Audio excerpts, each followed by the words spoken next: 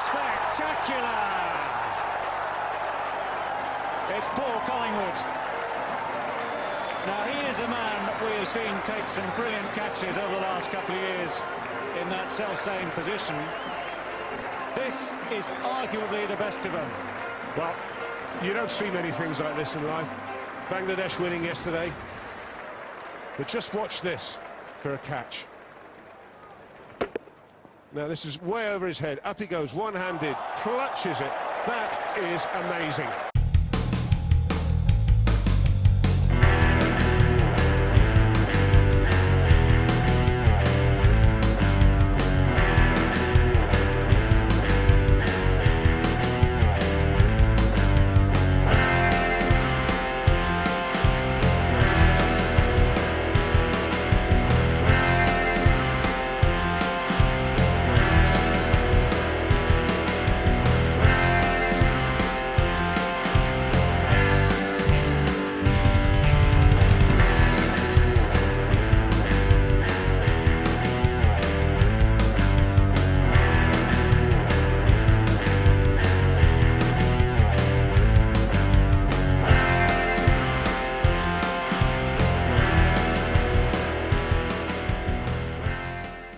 There he is. There we go.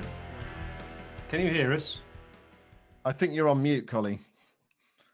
I certainly I was on mute. Yeah. You didn't have to wear whites, you know, for this show. I'll be honest, technology and me don't really go with each other. How many times have you seen that catch? I'm going to pretend I don't watch it very often, but yeah, I've seen it. I've seen it a million. I get a sense on like people send us on Instagram and Twitter and all the social media platforms. They just keep sending like, "How did you make that catch?" And you've got to like downplay it, don't you? You've got to. I mean, I should have got two hands to it, really. No one would play it back if you got two hands to it. It's because you only got one hand to it. That's why you see it over and over again. Well, I used to be a goalkeeper, so everyone always asks us, why did you go with the right hand? Well, I'm right hand dominant, so the first things first, I've got a lot better chance of taking the catch to catch it than my right hand. But goalkeeping, you tend to stretch further when you go into the top left hand corner with your right hand. So that was why I used that technique, and always did actually during my cricketing backward point career. Yeah, it's true. And now, just before we get on to your career a bit, you've been watching your daughter today. How is she? How's she getting on? And is she a brilliant fielder? Yeah, she did really well. I got rained off. Oh, right. God. Oh, shame. Weather. Yeah. No, Hannah, my youngest, she played on Saturday morning. She's got the bug again. It's funny with girls. I think they fall out of love with it every now and then. I mean, my oldest she retired 2 years ago. She held up the white flag and said the ball's coming too fast at her when she's batting. So that was the end of her career. Even though I was actually quite impressed with her bowling.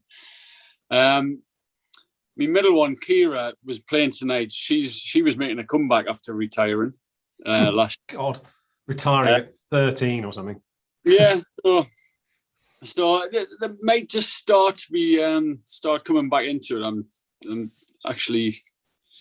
I'm confident that they're going to start playing again. I'm surprised it's rained off because is it still raining now in Durham? God, it's actually blue skies. But I think I remember this happening in Durham playing a club game. It rained until about 7:45. And then we started and we played a 20-over game. You can do that, can't you, in the Northeast? You can start a game at 8 and still play at 9:30. I mean, we needed the car headlights, I think, by the end to find the ball. But we did actually play till about 9:45. You need to start a bit later. Well, yeah, I mean, it's still late outside. I don't know what it's like in London and stuff, but... not as light as it is there. It's actually really light still. And you're right, we do have long summer nights. Not this time. I think I do. Actually, I remember covering a game, a one-day international at the Riverside, Zimbabwe, England. You might have been playing actually, and it was raining at about 8 o'clock, and they had the floodlights on, and obviously it wasn't raining heavily; it was sort of drizzling, and they had the floodlights on, and one of the sort of locals from Newton Aycliffe or something, he said, "Blimey," he said, "we'd have been playing in Newton Aycliffe like this in this weather without the lights." So yeah, it's a bit like that up north, isn't it? So tell us about, sorry about the accent. So what about your, I did mention your connectivity there. You're in a kind of pocket where you didn't have any Wi-Fi or any broadband or something. You had to take quite serious steps sort of in the village, didn't you? Oh, that was probably... maybe that was a previous house. I think that was my last house, yeah. I've just moved back to Shotley Bridge, so it's Shotley Bridge. It's not 1970s. This is 2000s. This place. This has got electricity and. But didn't you have to put a satellite up or something in your last house? I didn't put a satellite up. I'm not. I'm not thinking. Well, between you though, you had to kind of buy into a satellite or something, didn't you? No, you go into. We had microwave. It's called microwave technology,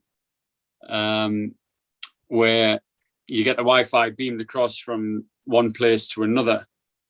And it's because simply I was out in the sticks, and obviously your big broadband providers aren't going to spend the money digging holes and so you had to, you're right. It took us 2 years to source it. And thankfully my local pub agreed to put up a little antenna and beamed it down. I had a line of sight just past the trees, and they beamed it down to my house. So I managed to get something like 30 meg, which, believe me, was a lot better than me 0.3 that I was getting at the time. Shall we look? Let's just revisit some of your finest moments in the field. I dubbed you as England's greatest ever fielder, and without any shame. And there's a little few clips here of which I actually didn't put together, but I quite like this little selection. So just have a little watch, and then we can talk about it.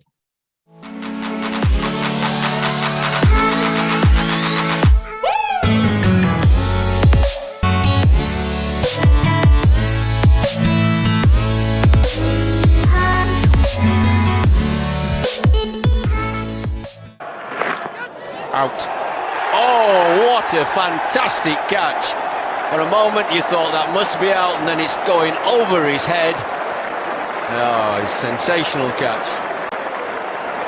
That's all the difference. You bowlers get the edges, but then you've got to catch them. Makes a tremendous amount of difference if you catch everything going. Faisal Iqbal goes for naught. That's Paul Collingwood, I reckon. Blimey, look at this. Well, you're not going to see too many better catches than this. Have a look at this. He goes flying through the air. He was going quick too, and he's off the ground. That's a super catch. Yes! Yes! Absolutely stunning. That was Paul Collingwood in 2004, and here's a mirror image in 2005. Oh, spectacular! Now this is way over his head. Up he goes, one-handed, clutches it. That is amazing. Which of those is your favourite? I just love how I'm getting sledged by the viewers here. It's just people say, What, so show pony? Yeah, this is all for the cameras. Paul Elon Musk Collingwood says no. Yeah. You get sledged everywhere. It's not just Australia you get sledged. You get sledged on your show as well. Brilliant.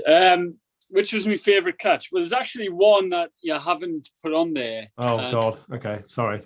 Well, the weird thing is, it's like spectacular goals. A lot of it's made by the camera angle and how good the footage is. And there was one in the West Indies. It was Brian Lara's last game, and I think it was Devon Smith, a left-handed batsman, hit the ball out to backward point. And actually, I didn't think I was ever going to get to that one.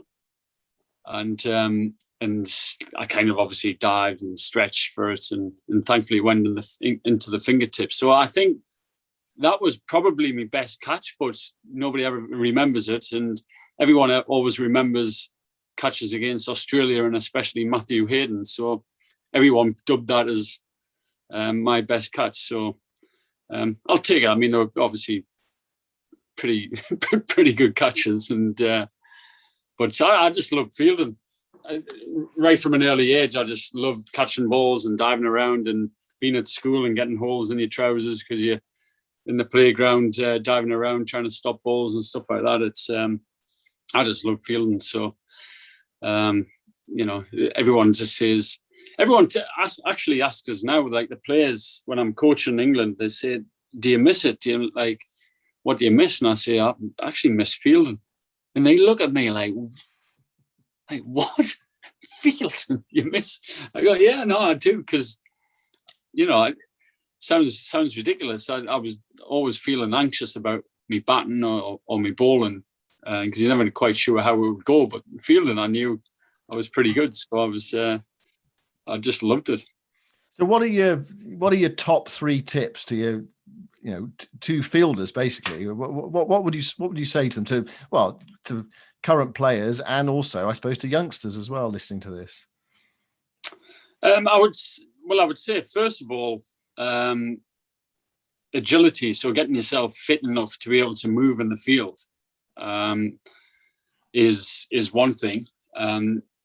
In anticipation, and I think if you watch the best fielders in the world, they seem to be a couple of yards ahead of the rest, and that comes from understanding what shots the batsman's going to play, what length the ball is.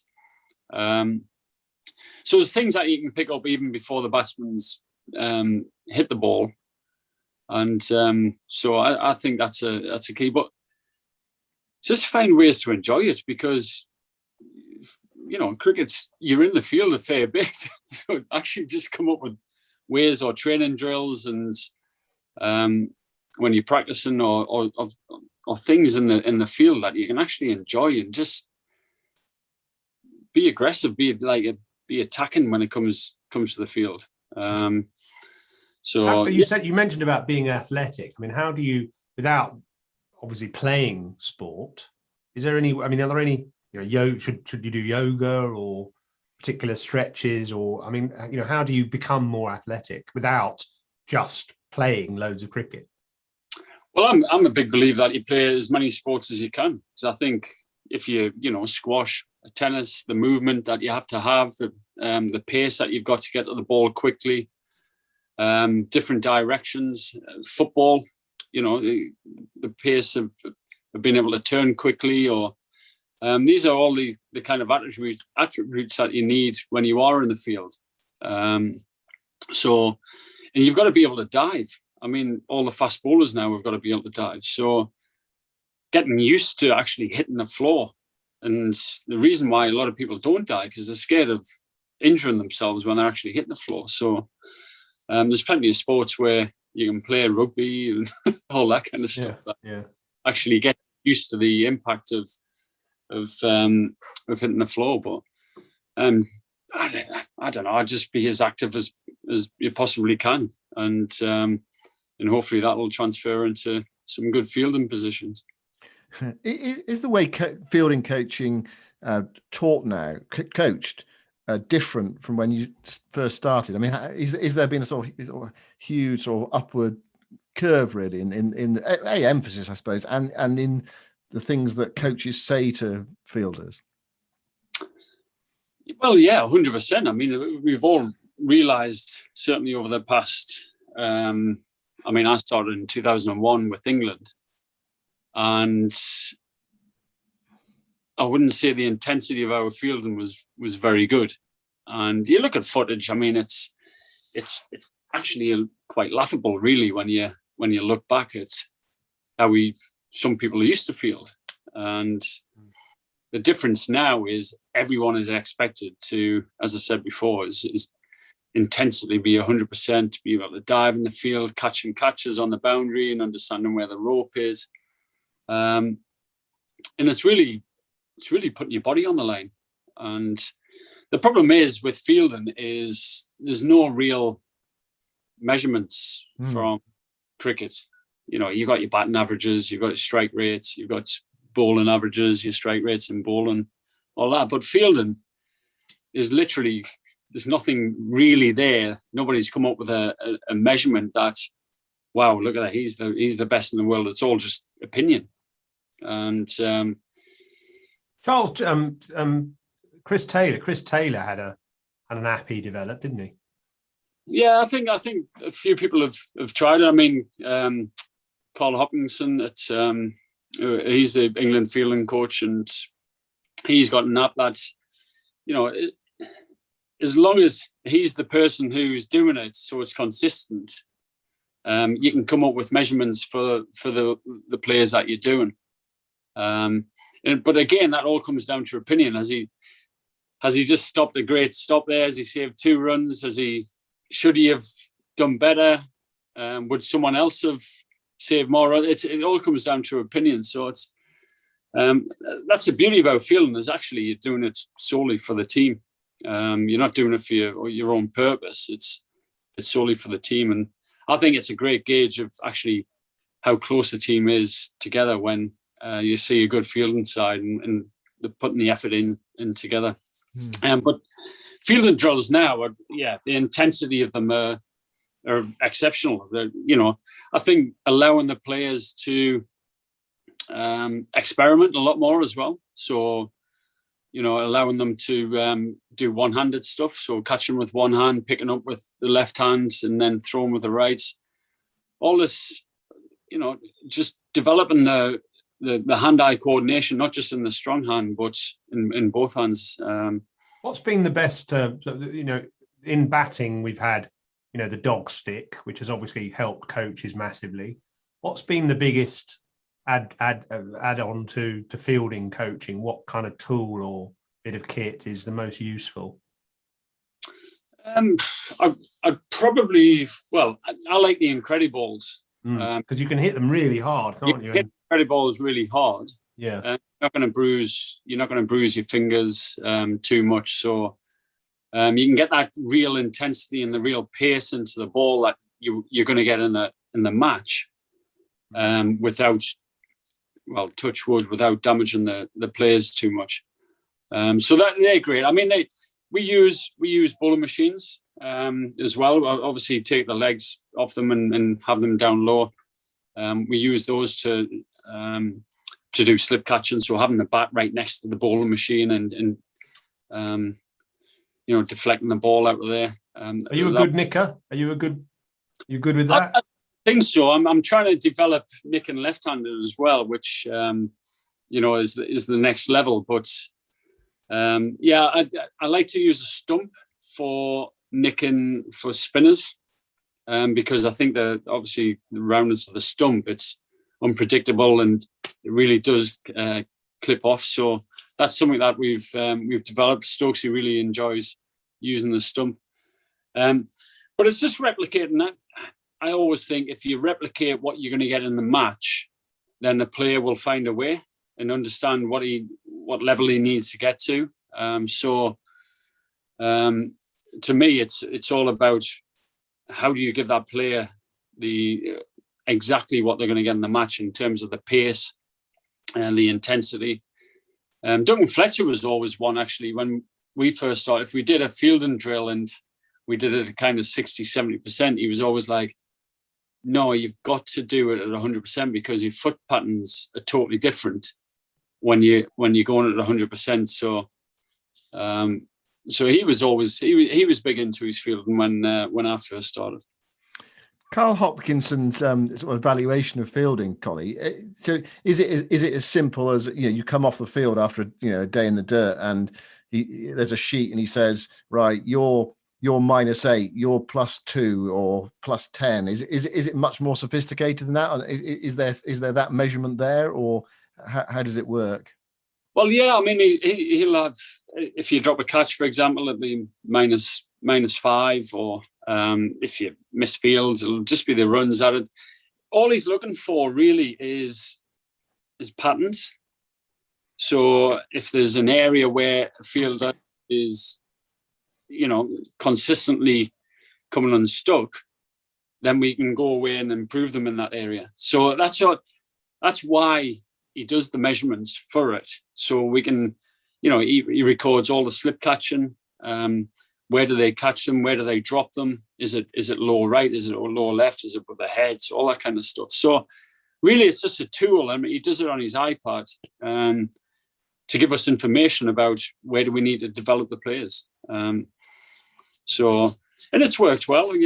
We've come up with stuff that we didn't probably come up with before. That's highlighted from what he does. But it takes many hours of recording every single ball, obviously, of the game. I prefer the old school way and just watch the game and and see where, or have a feel of where a player is.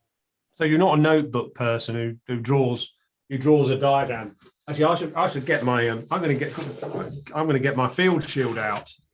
This is the thing. You were away, so you never saw this, but I got this on Channel 4. Oh man, Channel 4. You got no. I was back home for the first. Were you? 2 test matches? So if you've seen you bring this out, I was laughing at the screen. Yeah. Well, I bet you were. Yeah, pissing yourself. It's like Heath Robinson, isn't it? But I mean, I'm gonna ask you. What if say we're going to do a T20 field here. I'm trying to think aloud here slightly. So what would you say? You've not rehearsed at all. I haven't rehearsed this at all. You're right. What would you say is the sort of most valuable position in T20, or the most where do you put your best fielder? Would you say for an opening bowler, a seamer, a Chris Wokes, say, where do you put your best fielder? And you're going to say it depends who's batting, aren't you? Well, I guess so, but so I think this is where you like to field here, isn't it? In one-day cricket, backward point is still your most valuable, there, basically. Yeah. I'm going to say during the accumulation period, but the game's changed that much now that backward point was always the place where you would try to stop them just from dropping and running and accumulating, because now the game of cricket, everyone is really trying to hit the ball a lot harder. So it's almost kind of your extra cover, your mid-off, your mid-on. You can cut the angle down here, can't you? This extra cover fielder. Yeah. So the closer he gets, the more you can narrow the angle. But then you have to be very, very alert. Yeah, and I mean, where we at Stokesy, we give Ben Stokes and Chris Jordan the license to get themselves in number 1 and number 2 positions. So they get the feel when they're out on the park, right? We got this bowler on, we got this batsman. Okay, this is going to be the most important position. Generally, as the game goes on, you want to be out on the boundary at deep mid-wicket or mid-on, mid-wicket, because they can have the most impact on the game and taking spectacular catches on the boundary.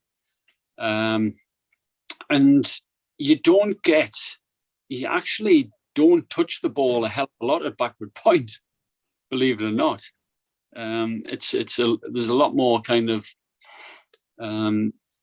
work. The workload of mid-on, mid-off, and deep mid-wicket is quite a lot. So get your best fielders in those positions.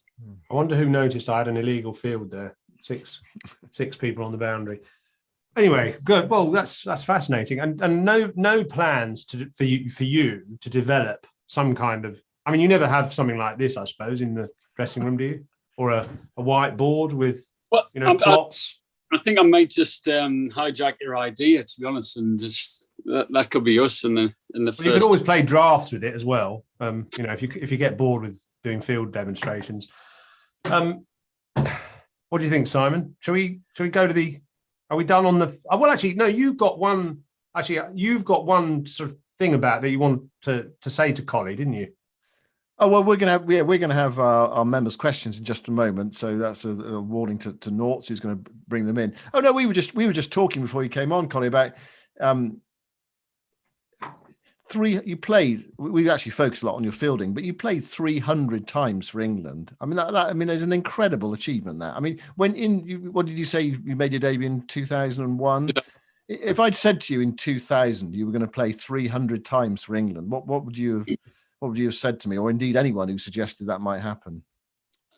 Well, simple fact is it would have been unbelievable because, I'm from a small village called Shotley Bridge. I went to a normal school, Blackvine Comprehensive in Concert. It wasn't a big cricketing school or anything. In fact, I only played 2 games whilst I was there. But club cricket is huge in the Northeast. Club cricket is what it's all about, and Shotley Bridge gave me, all the skills in my early days to become a decent cricketer. Now, in the first 5 years of being a professional cricketer, I really struggled. So, finding your feet, I wasn't good enough. The confidence wasn't high enough, all that kind of stuff. So if you'd have said in 2000, which is when I went to Melbourne and played district cricket, and I had a really good season out there, came back with a lot of confidence and really kicked off from there. It would have been unbelievable because, that was really once you started getting selected for England, again, my first 4 or 5 games were like a baptism of fire against Australia, Pakistan. And I just thought, I've worked all my life to get to this point, and I'm nowhere near good enough. So I would have been happy with, 3 or 4 games, never mind 300. So I still have to pinch myself when people say 300 games. It's actually something I'm really proud of. I don't think there's that many other players who've gone past 300, and to be able to have the kind of the longevity and 197 of those 300 were one-day games, but still to play that many games for your country, you need a little bit of skill there, but you also need the physicality, you need the fitness side. So it's something I'm actually really proud of, and even if I'd only played 1 game, I would have been proud of just putting the 3 lines on me back and the cap on. So to play 300 is honestly, it's ridiculous. Have you still got that cap? I remember doing this little bit of filming with you when you won the Ashes in 2011 in Sydney, and you had your cap on, and it was a cap that you said you bled into, spilt beer on, covered in sweat, and yeah. Is that still in pride of place somewhere? Well, actually, with it, I may just have to pick you up here. So, I'm just moving around. I'm going to have to put a light on. I know this isn't great viewing, but no, this is brilliant. We love it. Good. Don't worry. It's like Blair Witch. I've just. It's like it's like the Blair Witch Project. I've just moved. Oh my goodness! He's gone to his bedroom now. There's someone strange in there. No, I haven't. I'm still in. I've only just moved, but I had this TV unit made up, and it's very kind of nice. I love it. But my daughters were like, "Dad, you're gonna have to show your stuff like I do." Look, you see. I hope you noticed my Durham shirt, pride of place on the wall.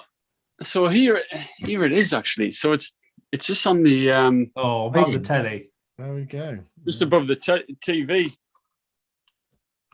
So there you go. That's me. That's me England cap. It's honestly, it's still. Does it still fit? Well, I'll give it a go, won't we? Hey, look at that! There we go. I love it. Look at that! Hey, I feel as though I can go out and bat and get in the field now. There you go. Brilliant. So I've got my England cap there. I think the torch is there. Got my Durham cap on the other side. Mm-hmm. I need to come round and do you a bit of a sort of demonstration of how to do it properly, you know, use your memorabilia. Well, exactly. Yeah, I mean, rather than just chucking it on the shelf above the telly. Yeah, but you get this really. You get this one. Get this one. It's got like the tassel and everything. Oh God, fancy! You're supposed to wear that to bed, I think, aren't you? Your nightgown. I'm not going to go down that route anyway. Well, that's brilliant, Colin. Thank you very much for that little guided tour. Excellent. Right, let's go to the questions. And Rob's here. Rob, thank you so much for your help on the social media front this week. And that's please, all right. Please continue. That's all right. He's getting there. Yeah. Evening, anyway, gents. good to have you Colin. on. You all right? Yeah, not bad, thanks, mate. So I've got two questions for you, two-parter. First one is, so with you as the captain, okay, with your World Cup winning side and the players that are available now, what is your combined England T2011? God, that's a difficult question. Who are you going to drop? That's a difficult question. Who are you going to drop from your World Cup winning side for players that are around now? And you can't drop yourself. You've got to stay as captain. I've got to stay as captain. You've got to stay as captain. So Moggs isn't in them. That's up to you if you pick him for someone else. You can captain him still. You can captain him still. But you've got to remain in charge as you've got proven pedigree. This is impossible. I'm their blinking coach. I cannot dropping off the play. Rob, I think that's a difficult. I think it's a really difficult question to answer. KP's would be in it. Where I'm not too sure, but I reckon KP was ahead of his game, or the game when he played. So let's go through the team. You had Kieswetter and Wetter in somewhere. Michael Lum, one of the hardest hitters of a cricket ball, even to this day. Actually, it was amazing that his career got cut short. But Lummy wouldn't mind. I've just actually played golf with Lummy today. He wouldn't mind that. I would probably get Butler in instead. Butler or boy. So, but wow, it's difficult because that bowling unit did such a fantastic job. I think you know, if you got side bottom in the side, he bowled really well. Then if you've got Archer one end and side bottom the other end, that might work quite well because you've got that left arm swinging, and then you've got the raw pace of Archer bouncing them out. But you say that Brodie. I mean, Brodie. I'm going to defend the boys because 9 games unbeaten. We didn't go for over 149 runs. It's fantastic. Which, you know, you kind of then start going, no, I'm going to get rid of that bowler because they're not as good as. It's an impossible question you asked. Paul, what's the second question? The second one is any easier? Who was your method as captain inspired by? So, you know, did you sort of watch and take, I'll take a little bit of that player and a little bit of that coach or a little bit of that captain, or did it just come naturally as this is how I want to sort of lead, or did you sort of take bits from other people?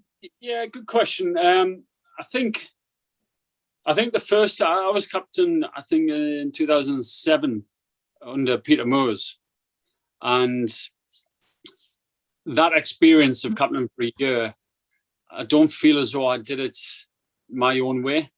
I probably didn't get the selections that I wanted. So the approach that you have as captain, you've got to have the players that you want on the park. That you want, yeah.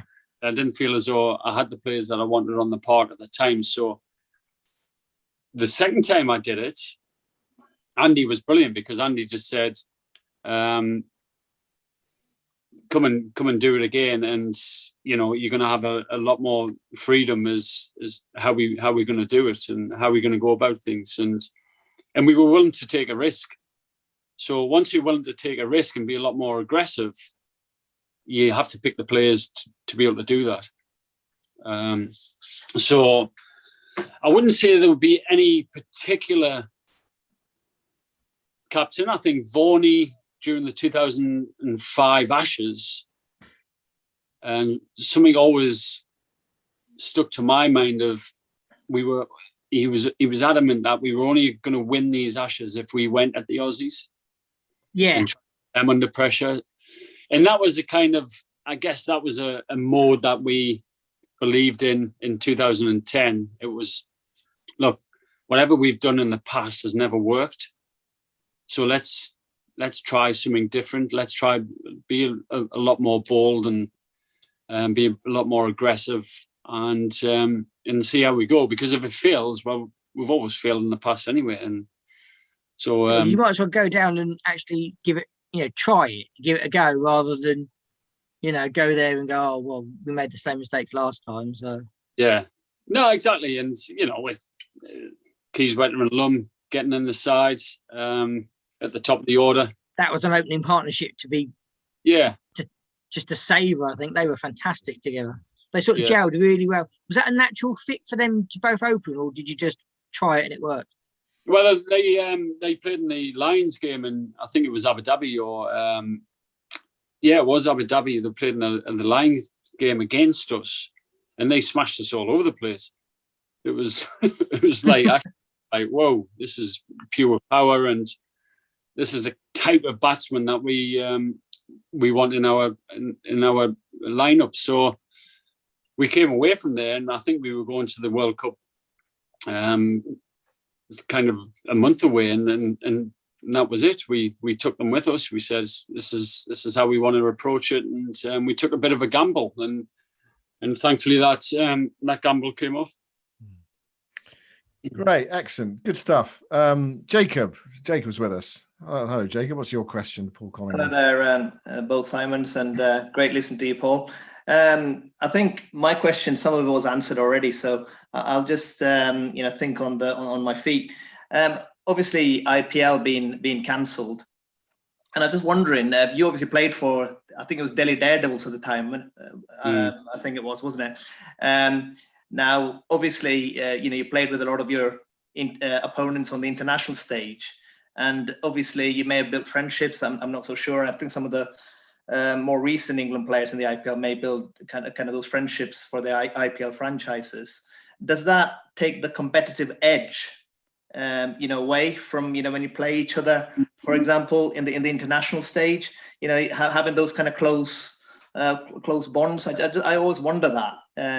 Does it dilute that international contest a little bit? Yeah, it's actually a really good question, and when I played IPL, I mean, we had 11 overseas players on our side. 11. I mean, the IPL owners used to just buy these just so the other owners couldn't buy them. And, we had A.B. de Villiers, David Warner, Glenn McGrath, Dirk Nannes, Andrew MacDonald, Tilakarat and Dilshan, Moses Enriquez. I'm going to try to get all 11 here, but Daniel Vittori. It was ridiculous. Maruf. And Sri Lankans, the net sessions were unbelievable. I mean, the level of kind of skill was just like wow.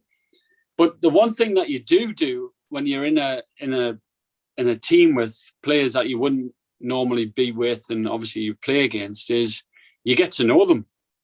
So you break down the barriers, you break down their kind of their steeliness or their human size. Glenn McGrath was one of the softest blokes I've ever met. Now, when I've faced him on a cricket pitch, I just thought, what a nasty piece of whatever. He was awful on a cricket pitch. But you meet him in person, you share a dressing room with him. He was one of the softest souls you would ever come across.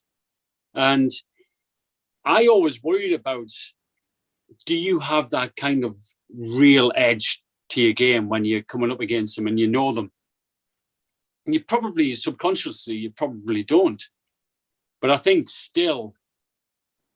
these guys nowadays really, you've got to take the hats off in terms of the quality that they have been producing against, players and teams that they know very well.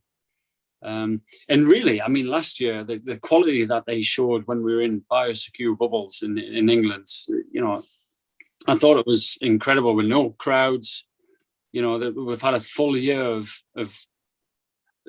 not being able to have atmospheres in there. And I still think it's amazing that you can still get real high quality cricket from it. So I would always think in the past, it's a great question, because I was always worried that you get to know them too well, you might become a little bit soft. But I think what this year has proven is actually these lads, once they get out there and into the battle, they put on their best show, and they're out there to win games for England, and that's what I love about them.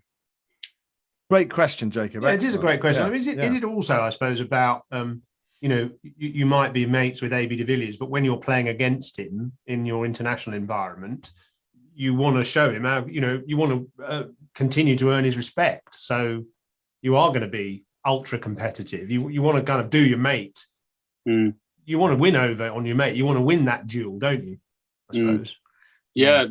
So maybe there's extra motivation sometimes. Yeah, it's a funny one, because especially Aussies, when you become friendly with the Aussies, great lads. I mean, Mitch Marsh, I played at Perth Scorchers with him, great lad. But when you play against them for your country, you don't think, oh, I'm his mate. You don't think I'm gonna go easy on him. You're playing for your country. You play for England against Australia. You want to get them out. You want to score runs against them. It's you admired. Just quickly. You admired Steve Waugh, didn't you? Didn't you try and ask him a question at a press conference or something, and he just completely blanked you, kind of thing? Well, yeah, that was. I think I was playing club cricket in. 1996, and I'd been invited for the day at the MCG and had a suit on or a shirt and tie, and somehow after a few beers, we managed to kind of walk in with the entourage into the press conference without any. We didn't have any, obviously, badges or any accreditations, and just walked in, and we stood at the back of the press conference, and as he finished, he kind of walked past us, and I asked him a question about the pitch, and I'd had a few beers, to be fair. I should, probably stinking of alcohol, and he just goes, "Oh, you had your chance to ask some questions, Mike, like this," and I was like, "Fair enough, yeah." But he was my hero, and sometimes people say you should never meet your heroes, but when I met Steve Waugh, and whenever we've had conversations, I've played golf with him, and what a lovely, lovely bloke. He gives you time. He's a real deep thinker about the game. But the one thing that I actually he actually said to me, "You were a real trier." And just those words, I was like, "Oh, thank you." Just for Steve Waugh to actually say that to us, it meant so much. So I still love him to bits. So he was one of my idols. Umar, good evening to you. Hello hi, there. both Simons, and hi, Colin. Nice to see you. I'm just wondering what the transition's been like for you from playing to coaching, and specifically, what skills have you had to develop that you didn't have as captain now that you're coaching? Good question again. Well, the transition was actually pretty easy, because I was coaching during the winters when I was playing for Durham. So I would do the 6 months with Durham, and then I would go and either coach. I coached at Scotland for 2 years. So I did World Cup qualifiers with them. I did a bit of consultancy work for the UAE, and then later, through the winters, I was being selected to coach for the England tours, and so the transition was very simple, and although I was fresh out of the game or fresh out of the England side and going to coach the boys, I think the one advantage that gave me is you still remember the anxieties of playing. And so when I'm coaching, I don't say, "Oh, that was a bad shot," like your technique, or just go straight to that was a shocking decision. I always think, why have they done that? Why have they made that decision? So almost take a step back first and then try to understand, it might have been, it might have been anxiety, it might have been technique, it might have been someone said on the pitch, it might have been they've had a bad night the night before, they've gone through troubles at home. All these things that could come into, a bad decision that they've made. I still now try to remember what it was like as a player. And I think that's quite important, because you can come out of the game and sometimes you forget the emotions that go on in the game. And it's something that I try to, as a coach now, I still try to, it's almost like me go-to. That's my first port of call is before you start criticising, why do you think they've made that decision, and try to come to the conclusion that way. So no, I wouldn't say I don't think I've changed my approach or anything like that in terms of when I was captain and now coach. I like to build relationships. I think that's one of the crucial things, just as you would as a player or a captain. You've got to build trust. And that takes time. And then once you've got that trust, you keep building the bond, and you're trying to get the best out of the player by being there for them, being there as a psychologist, being there as a technical coach, being there as a friend. And we spend so much time together that ultimately you're friends. You're like brothers going away on a trip for month after month, and so you just got to be there for each other, no matter what time of the day it is. Excellent. Great. We're going to take two more questions, and then we're going to go to the quiz. I'm not sure if yours has warned Colin about the quiz that's coming up, but that's good. Didn't know. It won't take too long, and everyone does it, and it's good fun. Mark, good evening. Good evening, boys. Good evening. Simon. Hi, Mark. Good evening, Paul. Mark. I don't know, but remember years ago, Simon Jones went for a ball to go to the boundary and he damaged his knee. Are you happy that the bowlers these days going for the same, stopping the ball? Are you happy they're jumping around, diving? Yeah, they've got to.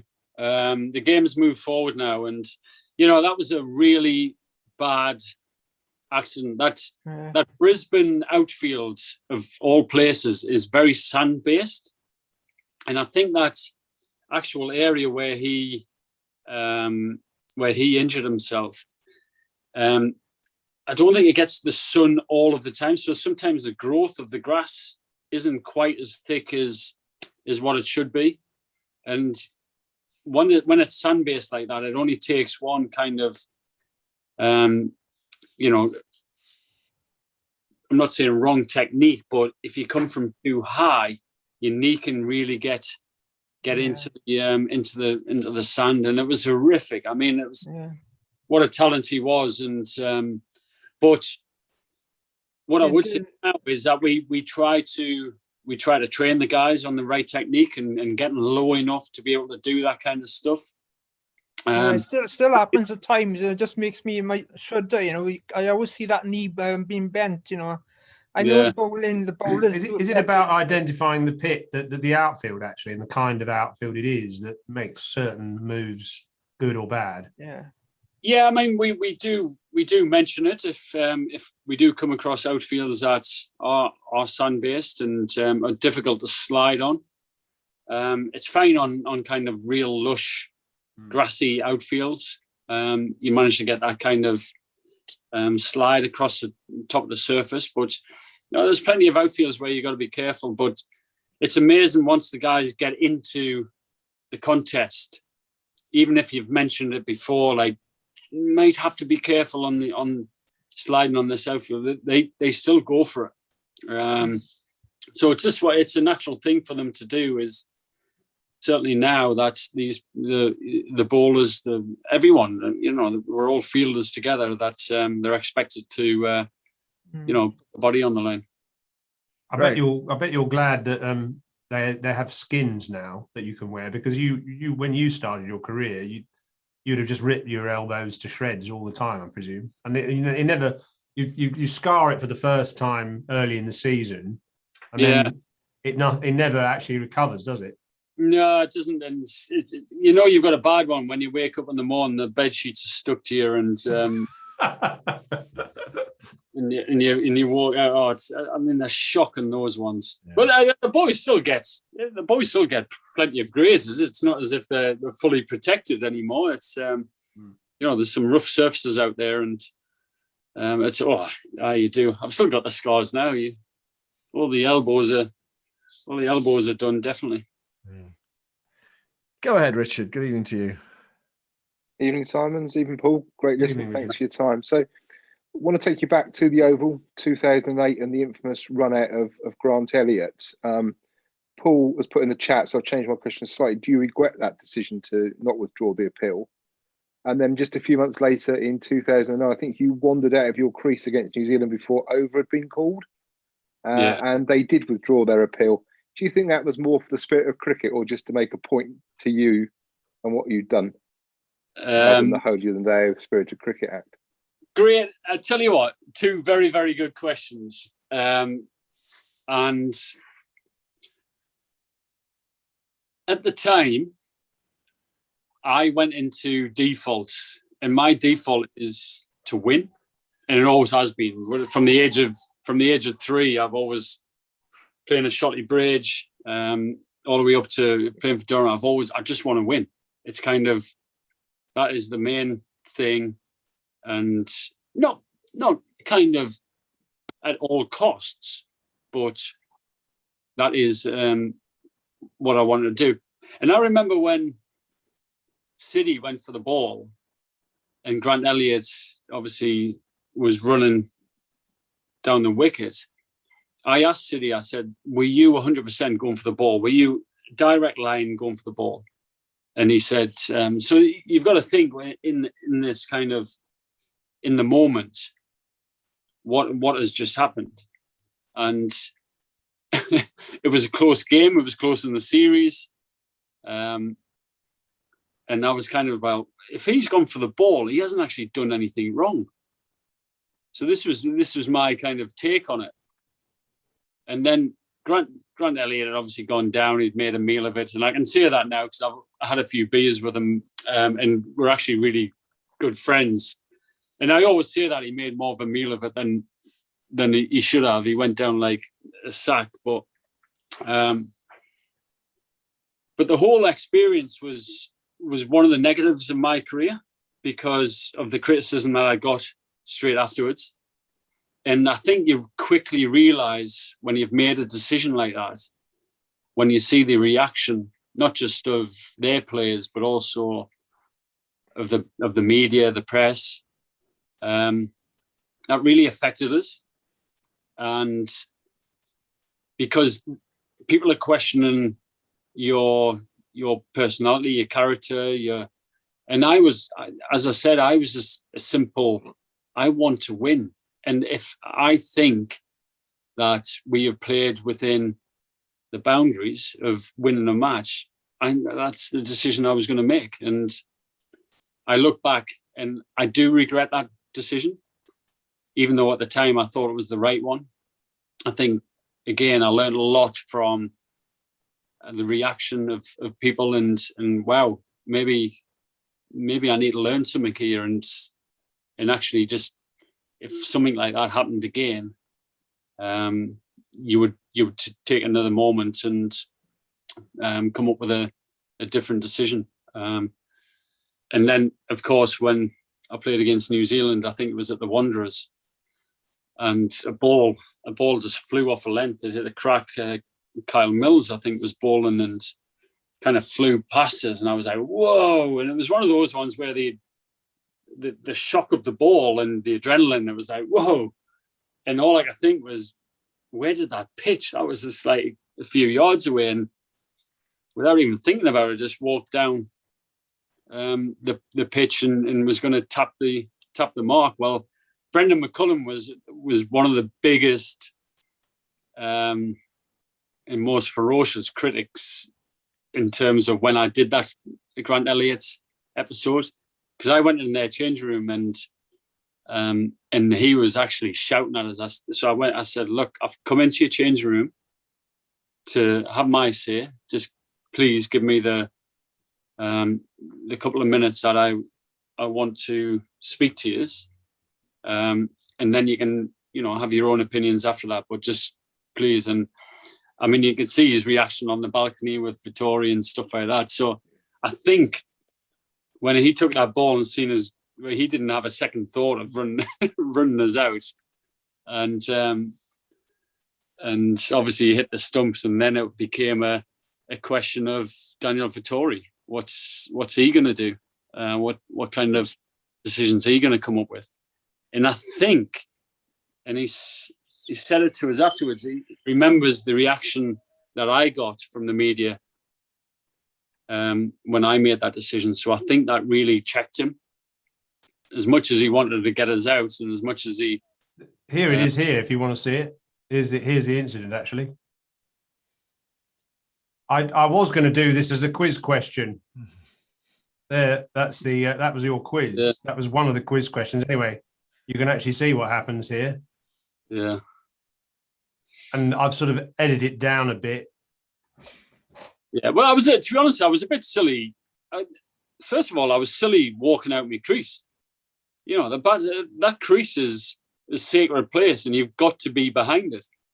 So I was silly enough to walk out before the throw of the stumps was initiated, and I think that is what Darren Harper is discussing there with Asad Ralph. Caused all sorts of problems. Now what happened? He just wanders out of his crease, I think. Yeah, he does.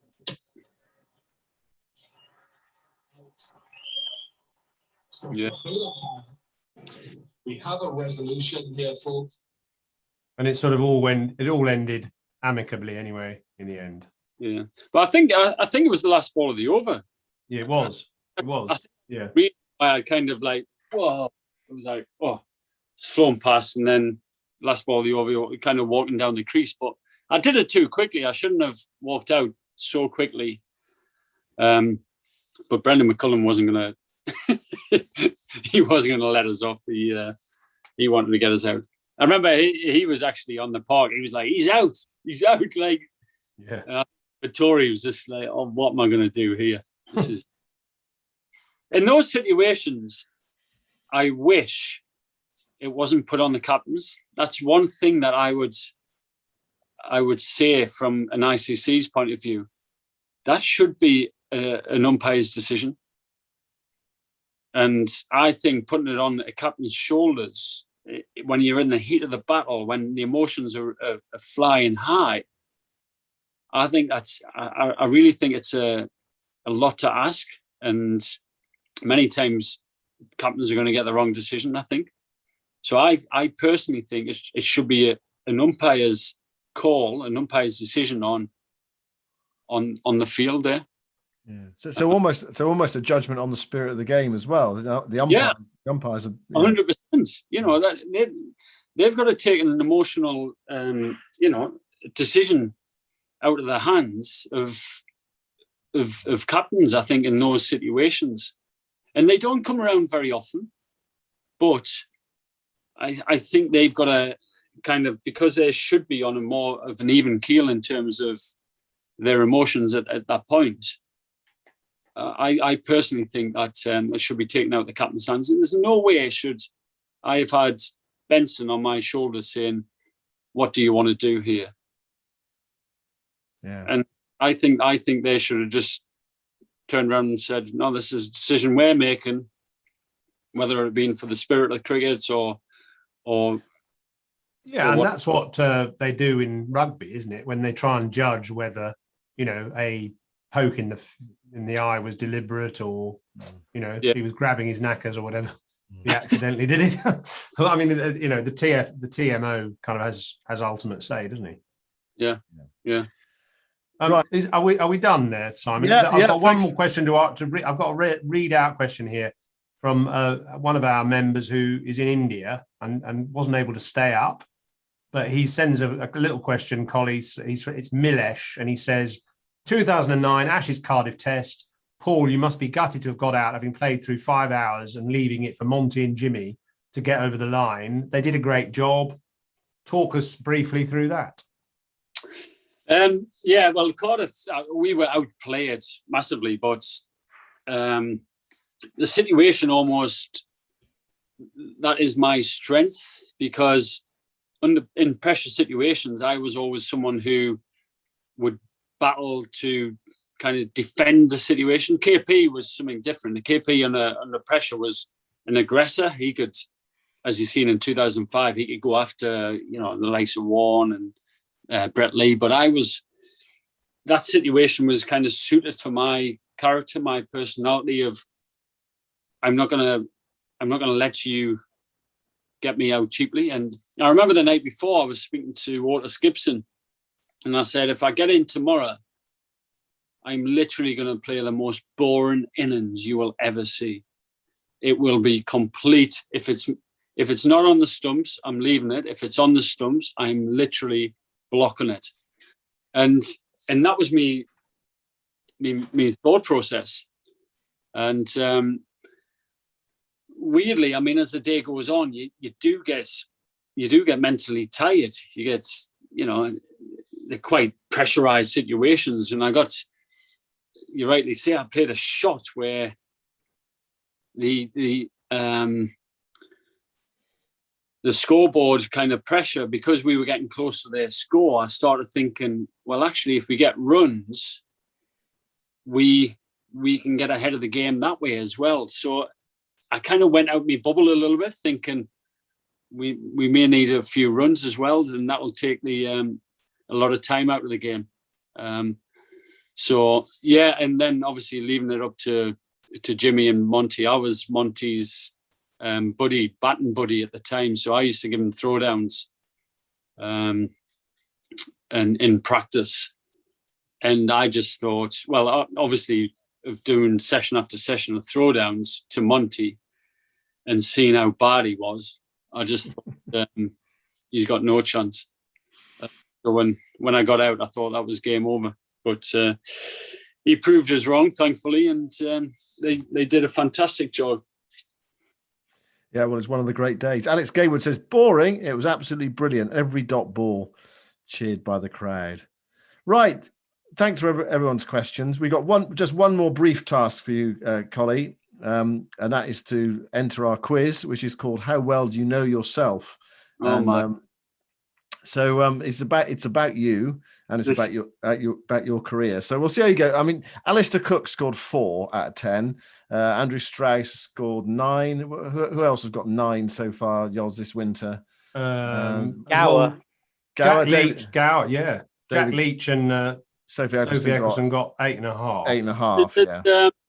Is it kind of 50-50 chance? Is it yes, no? Little bit of that. But multiple choice? No, we're not giving you multiple choice. No chance. Let's get. Look, here's the leaderboard. Here's the leaderboard for sort of summer 2021. I kind of believe Darren Goff didn't know more than 6 points. Well, the amazing thing about Goff is if he backed himself, he could have got 10. But he was timid in his answering. If he'd gone for himself for most of the questions, he would have actually got 10. But he didn't. He all said, "Oh yes, someone else would have done it better." But anyway, that's why he got 6 last week.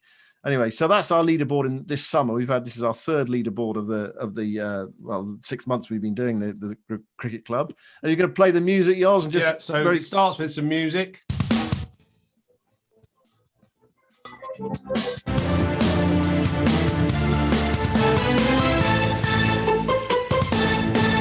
Just to get you in the mood. If you get the answer right, you get a... He's got it! And if you get it wrong, you get a... I feel as though I should have done some revising. It wouldn't have helped you. This is going to be embarrassing. Has anybody ever got none? No, 4's the lowest. That was Alistair Cook. You can ask the first question, Yoz, because I don't fully understand it. Okay. Oh, really? Well, not that hard to understand, surely. Go on. Okay. Then. Question 1. You made 91 on your first-class debut for Durham. Yeah. Who caught you out? Who caught the catch that dismissed you? Do you remember the dismissal at all? No. No? You're going to go and show us a picture of it, are you now? How long have I got? He's running upstairs to his wisdom. You can't do that, all right? You've only got 10 seconds. Oh, is that 10 seconds, really? Well, there we are. He's looking it up. He's got the bloody scorecard. Oh, my God. Well, I think we could give him a point for ingenuity. So what's the answer? Who caught me out? Come on. Kevin Curran. He's got it! Oh, blimey. That took a long time. You should have known that. Yeah. 1 out of 1. Anyway, well, I think that's acceptable sort of ingenuity there to actually go and check something that's in your house. Right, 1 out of 1. Question 2: who were the first and last bowlers to dismiss you in a Test match? So the first bowler to dismiss you and the last bowler to dismiss you in a Test match. First bowler would have been Muir-Lithran.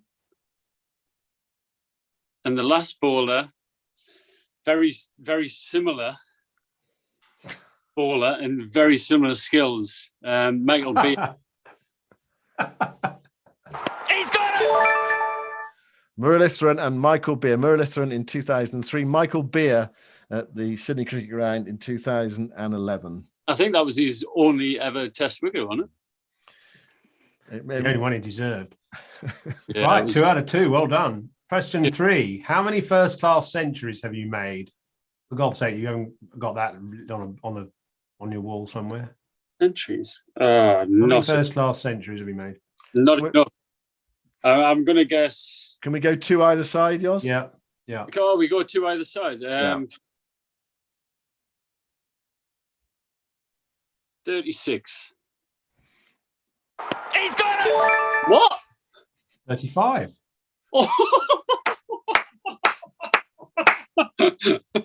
That's dreadful, isn't it? It's pretty good, I reckon. It's pretty good. For a bloke who just shoveled it on the leg side, I reckon that's good. 3 out of 3. 3 out of 3 then. Question 4. Who has a higher Test match batting average? You or Alex Stewart?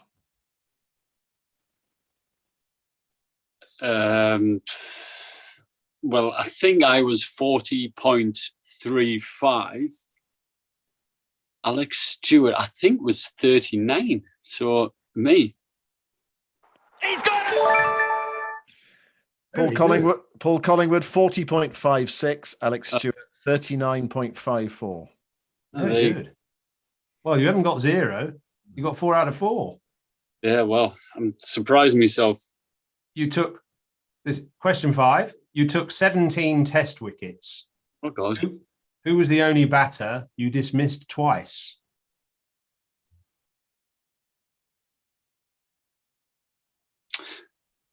Oh, Christ! Well, I can tell I got Sachin LB absolutely dead, but I didn't get him twice. Dravid, Ganguly, Sangakkara, Jayawardene. Bravo. We've got to go to bed by 10, by the way. Oh, come on. Also, the football's it's 1-0 to Chelsea at the moment, 40 minutes to go. Oh, it is too, yeah. Oh, wow. Shall we just pop away and make a cup of tea while you? What I would say is you have mentioned him already in that long list that you've gone through. That's the only clue I'm going to give you, especially as you've got 4 out of 4 so far. I'm going to go Ganguly. He's got it! Oh! You knew it all along, didn't you? Just keeping us in suspense. 5 out of 5, Colin. I only thought I got Ganguly once, to be honest. I know it's awful, but I can't remember the other time. You got him in twice in the same Test match. Oh, did I? Yeah, in 2007. Yeah. He's me. No, it's you. Me, right. Okay. Right, Colin. Question number 6. You got 5 out of 5. No one's got 10 out of 10 so far. Question number 6. Question number 6. You made 10 Test hundreds. In how many of those games did England win the match? Is it 2, 4, 6, or 10?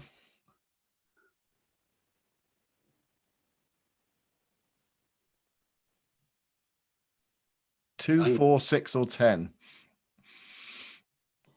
Well, it wasn't your double 100 in Adelaide. You didn't win that one. No, we didn't win in Nagpur. No. I'm going 2. I'm going Bangladesh. We won. He's got it! Is the correct answer. Yeah, 2. West Indies at Chestler Street and Bangladesh and Chittagong. 5 draws, 3 defeats, and 2 victories for 10 Test hundreds. Okay. Is it me now? I don't know. Well, one of the questions, Yoz, you've already used up. I know. I have, but I've replaced it. Okay, right. It's you again. So question 7, Richard Shelley buggered it up by asking you that question about being run out at the last ball of the over. So this is another video question instead, right? And you've got to tell us what happened next in this particular incident, right? So I've just got to share the screen, which is proving to be slightly tricky because I've put this slightly right. Okay, so shared the screen. What happened next in this incident here?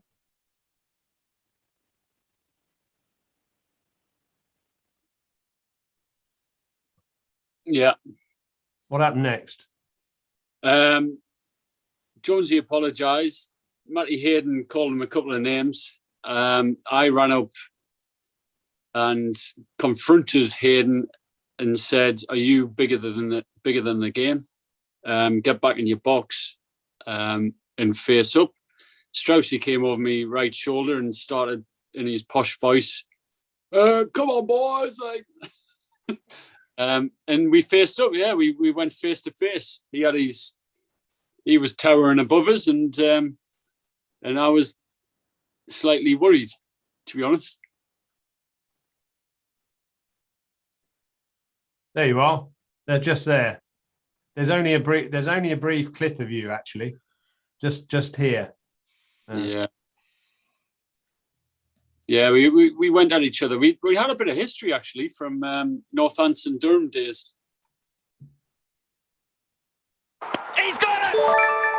You got the answer right. What was the history of you and Haydos then? We did. He pretty much used to sledge from slip. He just saying that didn't know which way to hold the bats, and I mean I was literally clogging it, like I was hitting it dreadfully, and he was a good sledger. He got stuck in, but I used to call him Buzz Lightyear. I used to think he looked a lot like Buzz Lightyear, and used to just say to infinity and beyond, and that would get all Buzzy's laughing. It was quite funny. Brilliant. Well, you got 7 out of 7, and applause to me for replacing the question. You're surprised, and we got a story out of it. Very good. Right, next. Okay. Yoz wrote this question, so we'll see how we go with this. Question number 8. In other words, Simon, you don't like this question. Well, I'm not sure about it. Okay, question number 8. What did Shane Warne first pretend he thought your name was?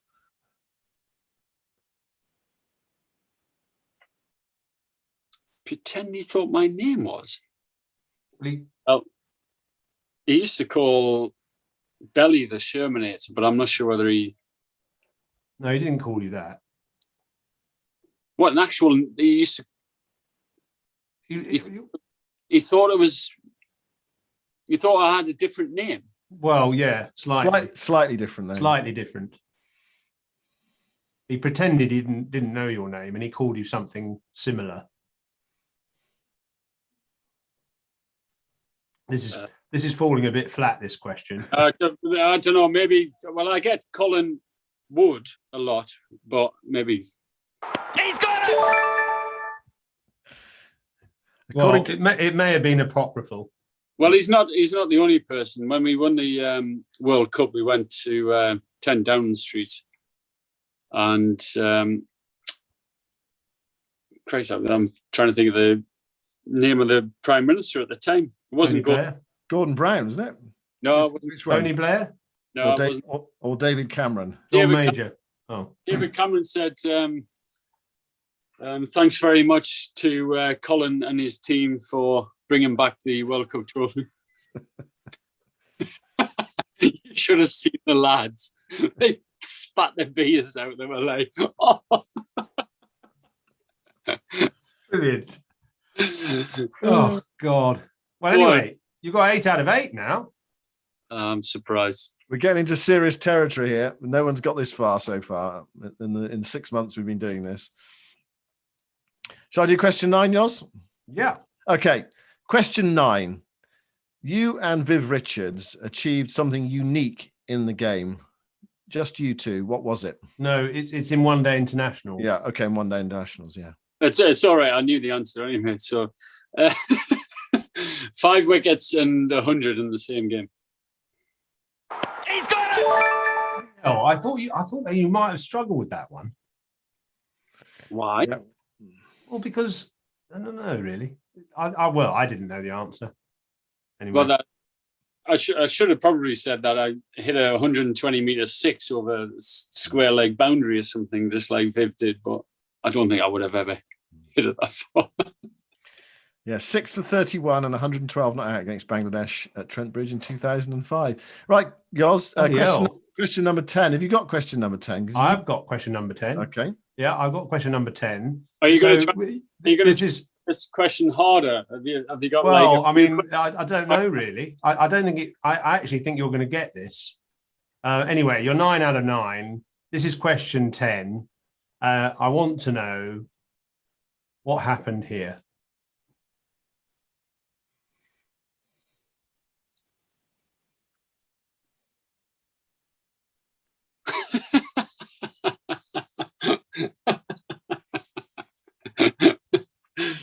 Where is it? I don't know where that is. You do? Is that that looks like Cape Town, that. I can tell by the trees. Yeah. What happened there? I was taken to an establishment by a friend that I realized once I was in there I shouldn't probably be in. Why? You asked what happened, and I've just answered the question. Well, why wouldn't you? Why weren't you supposed to be in there? Well, we were there. It was 2 nights before the game against South Africa, and I was captain of England at the time. So it was a strip club. Yes, that was in. He's got it. Well, you got it, and you got 10 out of 10. We get a prize. We get a prize. Yeah, I suppose you do. The prize is being the leader of the whole winter, I think, and into the spring as well. You've beaten everybody. Every single person. Gower, Botham, Boycott got 8.5. Cook, he was useless. Bell, Root, Broad, everybody. You've beaten everybody. Oh well, I'm surprised. Rooty knows everything about everyone, and certainly yourself. So I can't believe that he didn't. Maybe we didn't. Maybe the questions weren't hard enough, Simon. Oh, now you're questioning yourself. This is. Well, congratulations. Can't fault you, really. But how did you not know it was a lap dancing club? I thought you were going to say that was going to be my prize, the trip back to the Mavericks. Yeah, trip back to the Maverick. It doesn't. I shouldn't exist anymore. Yeah, it does. You've been there recently. No, but every time we're in Cape Town, there's a plane that goes around, and there's whole banner at the back of it that says Mavericks, and it's kind of like you put your head down, just pretend it's not there. Brilliant. We're done, aren't we, Simon? And anyway, there's still half an hour of the football to go, which I'm sure everybody's desperate to go and look at. Do we have a final comment from you, Simon? No, let's go watch the football. Not Bristol City, you know. No, but I mean... Well, it's 1-0 to Chelsea, and it's 67 minutes gone. Lead 2-1 aggregate, so it's looking good. Colin, that was fantastic. Brilliant. Many thanks, and good luck with everything you're doing. Oh, you must just tell us, how did you go with the golf? Because you were up at Loch Lomond, weren't you? How did that go? Amazing, condition and weather and stuff like that. But my golf is getting worse, to be honest with you. Shocking. Hey, can I just chip in for a second? Yeah, go for it. Norts, Mr. Collingwood, you recently played against, or your club played against Mark Wood's club, didn't it? Yeah, Shotley Bridge versus Ashington. Maybe just says what happened. Last weekend. Well, Woody rang me up. And the week before, he was a week before the game, and he was like, "Golly, are you playing next week?" And I was, what are you on about, Woody? He was like, "Shotley Bridge versus Ashton. Are you playing?" She's like, "Come on, man, how play?" He said, "I'm playing. It'd be great, man, if both of us would play. It'd be great for the league. It'd be great for the clubs. It'd be great for the league." And I'm like, "Woody, the last thing I want to do is face you on a Saturday afternoon on a club pitch." And he was like, "Oh, wait, man, it'd be great." He's so, honestly, Woody, he's such a nice bloke. And I thought, so I just said to him, I said, "Listen, if the team's short, if Shotley Bridge is short, I'll have a game." So I asked Shotley, they said they're really short, and had a game, and he bowled 4 overs of probably around about 80%, and he went in batting number 3, and we managed to win the game. So it was a good weekend, but I haven't been able to move since then. Honestly, my body is in bits. I bowled 9 overs, and I bowled an 8 over spell. Oh. And I'd taken an Naproxen tablet at 9 o'clock in the morning, and I took one at 3 in the afternoon. And I thought, I feel $1 million. I was running around. I felt like I was 18. And then the next morning I woke up. I promise you, I couldn't even move. I could not even get my socks on. It was a complete mess, and I've been like that all week, to be honest. But yeah. You did get some runs, didn't you? You got 20 odd not out as well. Yeah, just didn't you? Keep home, didn't they? Just got to see the team home. You got to help Woody with his batting, because I was with him the week before actually, and he's desperate to make runs. No, I am. I'm actually. I've been in. We've had 3 or 4 sessions, so he's doing well actually. He's doing really well. It's all about the head, isn't it? It's nothing to do with technique. It's just he's got to get in his head that he can bat, I suppose. Yeah, he's got to think like a batsman a bit more. That's all. Yeah. But yeah, I had Ruti yesterday. Ruti was looking in good. Was looking in good rhythm yesterday. So no doubt he'll go and get a pair now. Is he playing tomorrow then? Yeah. Right. So I've had 2 sessions with him this week. He's been honestly. First session, 3 hours 20. And yesterday, 2 hours 20, just by myself. Of thrown. That's probably the reason you can't move. Yeah. No wonder I couldn't play golf today. Bloody hell, that's hard. Well, go to bed in that little special cap with the tassels on. All right? Yeah, okay. Dream of playing for England again. Listen, many thanks for your time and insight. And you're free to leave. The 300 cap man, Colin, many thanks. And the 10 out of 10 man as well. The 10 out of 10 man. Correct. Do I leave, do I? See you later. Yeah, you can disconnect. Thanks a lot.